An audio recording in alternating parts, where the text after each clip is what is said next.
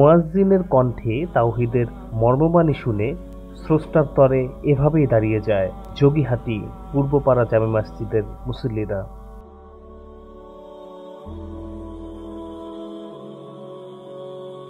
25% জায়গার উপর এক যুগ পূর্বে গড়ে ওঠা টাঙ্গাইলের ঘাটাইল থানায় অবস্থিত এই মসজিদটি দ্বীনের খেদমতে নানা ভূমিকা রেখে যাচ্ছে।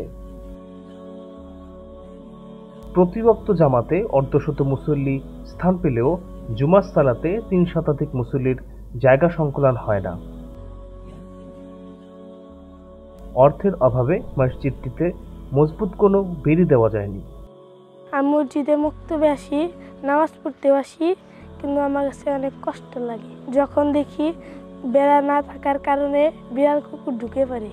টিনগুলোতে মরিচা ধরে নষ্ট হয়ে যাচ্ছে। বৃষ্টি আসলেই পানি প্রবেশ করে মসজিদের ভেতর। নেই কোনো ভালো ওযুখানা। জীর্ণ শীর্ণ এই মসজিদটির পুনর্নির্মাণ এখন সময়ের দাবি হলেও তা সম্ভব হচ্ছে না কেবলই অর্থের অভাবে। এই যখন বর্ষা সিজন আসে তখন আমাদের নামাজ পড়া খুবই কষ্ট হয়। পানি পরে মানে চাল শীত হয়ে গেছে, তার বর্ষা করছিলাম।